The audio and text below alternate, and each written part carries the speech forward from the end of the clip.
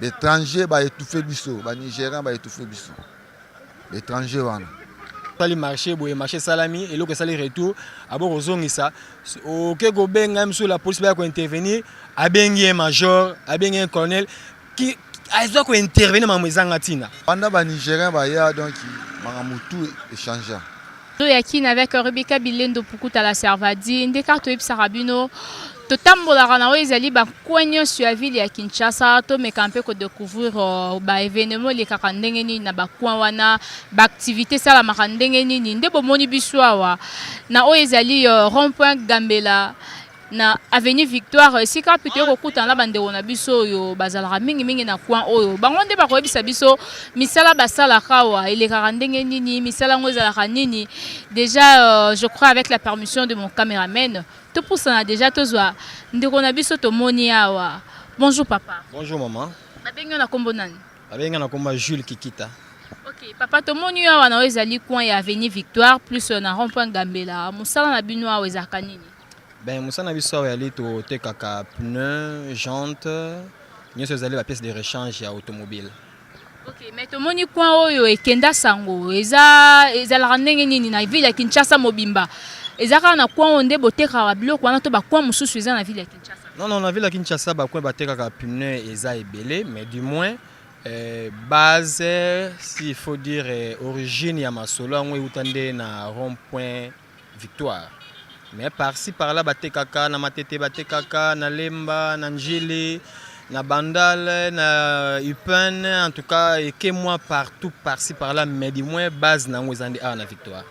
OK, ba client par jour vous recevoir ba client ndenge nini ah ba client ba ka nyonso ba client ba ka pour la constat la statistique ba client est un peu difficile mais ba client ba mon pneu eza eloko eroulaka chaque jour mais ba client baza tantôt plus tôt tantôt baye te tant comme super mona boteki bien comme super eloko moko te et surtout que ces derniers temps vraiment eza ndenge ezali kalate kalazaki penza au voyage boye na nini journaux teki moi 50 40 pièces mais les lots est comme difficile là c'est pas facile.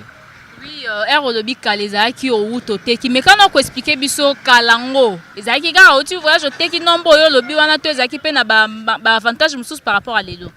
Donc quand on lobi kala c'est-à-dire par rapport à la situation ndenge tozala qui il y a 10 ans passé par exemple na l'élo situation de plus en plus difficile vente et zaning ezakité. En plus vendeur si pas ba maison ezaki ndeza lelo te. Il y a des années ezaki moi moké ba tozaki penza mité mais lelo soko par exemple là il y a 20 ans passé ba lieu musupine ezaki te. Na ba ipene ezaki moko mais lelo bakisami. Na ba banda les ezaki te lelo bakisami. Ce qui fait que vente est sur régulier ndenge ezalaki te. Par rapport il y a vente il y a nombre il y a ba place de vente il y a ba marché ba maison quoi. Voilà par deuxième problème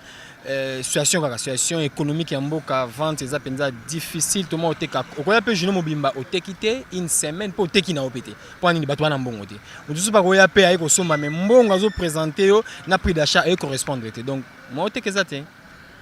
to mona kawa mingi awa boteka ka bozala bino mo te ya aussi des Nigériens o ba évoluera na ngambo na bino na bango bo collaborer ndenge nini na o ezali matière ya commerce na.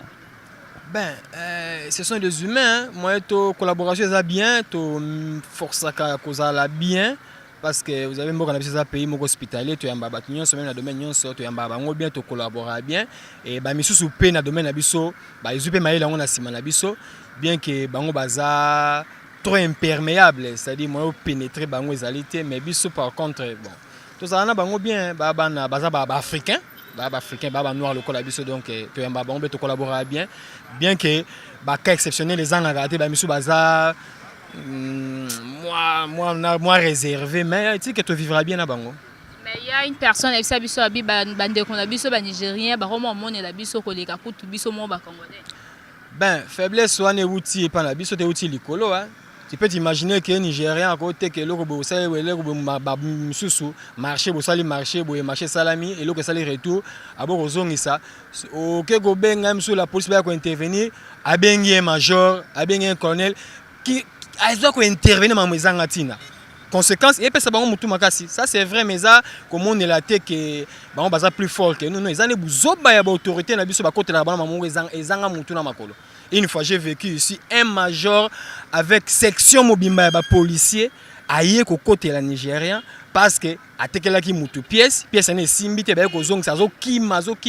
abengi major aye. Voyez des choses pareilles. C'est pas normal. Na kaya bongo bino boza ba congolais oyo bolunkaka toujours na passe ya Congo mutie oyo congolais zwaka mutu nyosa se retrouver na ndenge na ye congolais asali perte peut-être asombi oyo ezali en Jean moko pa nigérien ya mabe olie ba changer ya kimisko bino borolo ba nini par rapport ya ba comportement bongo. Ben, comportement on a tout généralisé yango ezali individuel, c'est-à-dire mutu na mutu na façon na mona makambo soki mutu parce que bien qu'ils sont nigériens mais ce sont des humains baza na ba capacité lokola biso baza intelligent baza instruit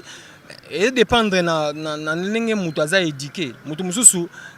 soki de par leur maison azan éducation mabe que ce que loko sale boy akimi nae attaquer mboka nyonso osalango de même biso ba congolais bazana ba mboka musu basali ba aventure modèle mais ça problème ya biso ba congolais ba mboka musu to banga ben ko banga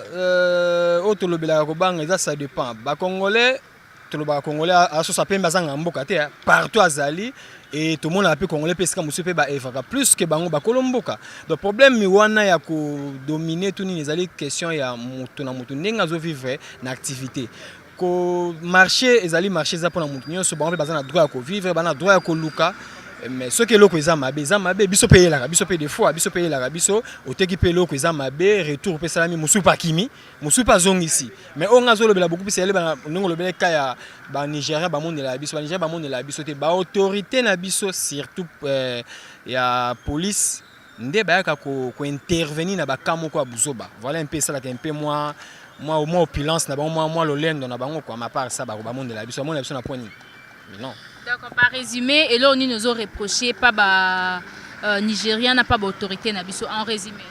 Ben en résumé là nous ko reproché na autorité na biso ko ba intervention moko ezanga mutu na makolo. Ce que mutu ana faute, il faut batikaye azala puni a restituer le kwa mutu to a futa mais ce qui azana faute boyebo côté lié. D'une part et si ça valeur ya autorité na biso, d'autre part ça ko entêté bamba ko ni ko sala mabe. Voilà en résumé. Donc l'autorité faut pas être honnête par rapport à Moussa na bango. OK, to pusana wa bande ko baza mo ebele wa to na bango mituna pona coin oyo. Bonjour papa. Bonjour. À part côté ko ezali vente ya bapine ba gente et tout, misala nini sous c'est ça la marana coin oyo. Ah neti awa na coin na biso na mona ba activité daka ya ba commerce ndenge yo makambo mosusu neti oyo bapeti oyo basalaka baarrive awa soki moto azwi mwa batuti na mutuka omonaka babengi bapeti wana bazala na rond point bango mpe bayaka basunga biso mpe mpona kotia baarrive mpo partition ke ezonga normal. Mais Kwado peut salamaka wa? Kwado peut salamaka. OK. Avantage nini eza na musalo bosalaka? Biso toza lokola nakoloba toza lokola bapharmacien ndenge ezana biso tosungaka batu mpo bakwado nde bazana bayedaka batu oyo bazwaka bapane na nzela neti ya pine soki neti moto azwi pane na pine akotelema me eloko mosusu tomonaka neti awa na rond point awa soki neti moto azwi pane akoti mutuka na rond point mona bapolisier baye kokanga ye il ne fallait pas te faire na garage pour moto soki azwi crevaison na nzela to azwi pane moko na nzela il faut baya kodépane il faut na garage mutuka etambola ta okoma kuna ndenge il faut atelema de façon ke badépane mpo azwa moyen ya kokende na garage mais ntango baomonaka moto afongoli kapo azotalaka eloko mwa moke boye baomona kaka pa baye bakangi ye otoke na police awa osali garage awa na rond point garage eza te eza nde moto akobenga moto azwi pane abengi moto ya kodépane ngai adépane ake na garage mais soki bapolisier baye wana omonaka bakangi bango ondenge eza na bino bolobaka nini ya bapolisier na biso bakoma bakangakanga bato boye na baraison ezanga ntina par rapport peut-être ya misala moto azolinga asalisa mosala na mutuka na ye et tout mais policier abimeli ebo directement akangi bino entre congolais d'autres latino po ya ba congolais bokolo bana onini par rapport à ça. Mais ndenge zana to pesa ba rapport na bakonzi na bango bakonzi bayebi ke tracasserie ezalaka mingi na rompo koto na mpanjo mais basala to pesa ba rapport baloba bayebi ndenge ni bakosala bayebi namona pe hermo bomona pe mona balongoli pe mutu wana o to pesa les rapports ba changer côté mususu mais omona mususu wana bazo pe même problème ka yangwana esala biso mo bulu babiloko boteka kawa eutaka na mboka nini ndenge zana biso teka bilo mususu uta Europe bilo mususu utaka na Asie ndeti ba Dubai wana. La différence nini bosalaka entre biloko ezouta na Europe na ezouta na Asie. Différence comme telle ezaka koyebaka eloko ozosala na qualité ya eloko yo oponi po sala musala. Ya eloko nini ezaka na qualité makasi entre ba continent mibale wana. Donc nakoloba nyonso eza bien. Ezaka biloko ba chinois eumelaka te o euta Dubai et tout. Non, biloko ba chinois eumelaka te ndenge eza nde ba qualité nde eza différent. Batu mingi bataka omona ke azui qualité o ya moins cher par rapport ya coût o ndenge biso tolingi batu mingi balingi biloko moins cher yango nde toboma biso o soki mutu alingi eloko ya qualité ya kozwa eloko ya qualité ye pe atie na prix moko ya bien omona pe eloko wana pe koumela mais soki ozwi eloko moko boye eza na qualité ya bien te mutu ake azweli o troisième choix ntango akoya nango osali nango 2 semaines 1 mois omona ke osali no eloko te mais ntango ozwi eloko moko ya qualité mpenza ya première qualité omona okosala nango 6 mois ya mosusu mpe une année eloko grave so na banzela na biso banzela eza kitoko te omonaka okosala eloko 2 semaines pamba otie eloko moko ata eza ya qualité bien mais tellement nzela eza impraticable omonaka il faut ozwaka problème yango wana sikoyo bato balobani eloko eza na qualité bien te or eza ndenge wana te. Par là sikoyo koloba nini par rapport ya bandeko baya kosomba babiloko na bango ezali na bisika na bino awa nayebi une fois eza na chauffeur moko boye azokumba mutuka moko boye azalaki même pas na pitié place mabula azodinda azokota donc bato bayebisi ye me mutuka eza yo te yango olingo obebisa yango to ndenge nini sikoyo na bandeko ya bongo neti na bino bato botekelaka bango bapiesi bokoloba nanu nini yango nde eza na bato bachauffeur balingi koboma mituka makasi ndenge eza na baza na banko banzela mosusu okokota te okende oleka nzela na meko olekaka ye mpe azotalaka nzela na bato nde baza kuna akozwa nde mbongo kuna akosani akokende kaka kote wana aussi longtemps ke moto azotosombele piese ya sika mais piese wana batie na mutuka eloko arespecte kaka te piese wana ndenge eza lelo tokoloba transport mpenza eza na rendement te rendement comme tel eza te mais piese yaza mwa likolo mais ntango moto andimi kobimisa mbongo nasombi piese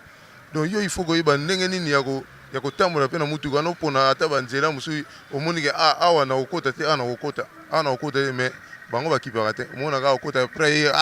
piese wana tosombaka eza qualité mabe o piese eza qualité mabe te ye nde moto azo koutilize produit wana nde aza moto mabe. Ok, par rapport ya bajour so ozwi neti peut-être lundi mardi ti dimanche bajour nini openza bozalaka so jour wana ntango etani ti poko ozongi na ndako obi lelo mpenza vente ezalaki bien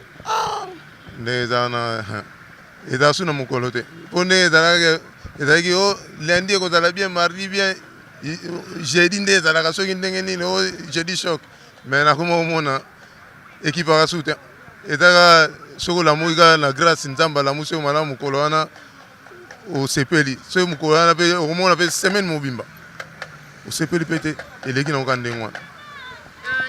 Ba maison na bino awa ça vous arrive aussi ba tracasserie ya ba toileta ba kondi et tout pona nde bo chacha ba bilo na bino boye boteka ezalaka ba tracasserie wana mais c'est dernier état na moni quand même makambo ngo selo et diminuer liboso nde zayi benza donc mais ya ba policier nde za ya chaque jour wana ba leka benza chaque jour donc tracasserie zanga bango bazanga balekaka besoin na bango ezalaka nini bolakisa mikanda to nini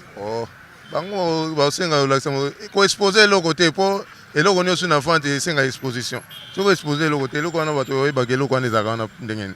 mais ntango expose emonaka yaye kaka kangika eloko wana expose wana oyo bapekisi koexpose eloko il faut ezala na kati eloko soki eza na kati moye moto amonango eza te mais ntango expose mwa biloko moko libanda omonake moto aoleka oexpose yango peut-être na katikati ya nzela te eza mpe na mopanzi mais bango donc bacomprenaka wana te ata oexplike bango ndenge nini donc ezaka mpasi. Ok, merci beaucoup. Oko yebisa bandeko nyonso bazolanda onini ba o baluka mingi kosasa ba misala mituka na bango kosomba ba pièces de rechange. Kwa nini yango penza o bakoko luka ba bilo na bango. Ndenge eza wana soki oza na besoin ya pièce ya mutuka oza na besoin ya jante pine mingi faut koya na rond-point Gambela na Victoire rond-point Gambela sur Victoire wana nde okomona eloko oza nango besoin okomona ngo mpe ekosepeliso ntango otiango mpe omonake car no ezongi kitoko. Tomoni awa anteni penza ya o ezali ya musala yebisa biso yo osala penza musala ni. Biso a toteka ba pine ba jante ba radiateur. Donc vente les canaux bien. Vente muke par rapport ya condition ya mboka tozobunda na kande mwana. Natuni ndeko maki ndenge vente les cacao par rapport ya ba jour. Mes réponses na qui est un peu moins bizarre et tout, mais quand ça peut être pas na yo au lobano vérité. Par rapport ya lundi, mardi, mercredi, vendredi, doziti dimanche. Ba jour nini ezaka so teki olobi ke a jour openda na teki jour aboyata soki na ye nanga wenzete mais na yebi ke bat baya ke belé vente ezaka bien jour nini peut-être na ba jour nyonso sa semaine. Côté comment donc et comment ka facteur chance et bana souté par rapport on ndenge ezaki kala banda ba Nigérien ba ya donc mangamutu échanger po batu ba comment mingi système ka ya déponeti ba terrain monsieur fongama na force na dibaya a pe ba terrain zali ba konga okendeka mingi toke na dépôt donc vente et bana tezalaka ki nzambe nenga bongisi jour wana oteki bien so pe oteki pété okumisika nzambe. Ba Nigeria ba ya ko changer nini na o ezali monde na bino avant. Ba koti na kope na biso na musana na biso mais auparavant bazalaka te. Bango ba osala nini spécialement ba osala nini. To comment osomba pine na bango to hôpital biso to pine ye conteneur to osomba na bango place moko. Bango pe ba ke tanda nde biso to teka.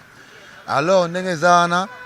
na bamboka mususu nde biso to yoka kande pe to yebi mais bango fa bazalaka ka ba grossiste mais ba lelo bango ba koma pe ba détaillant loko ya biso.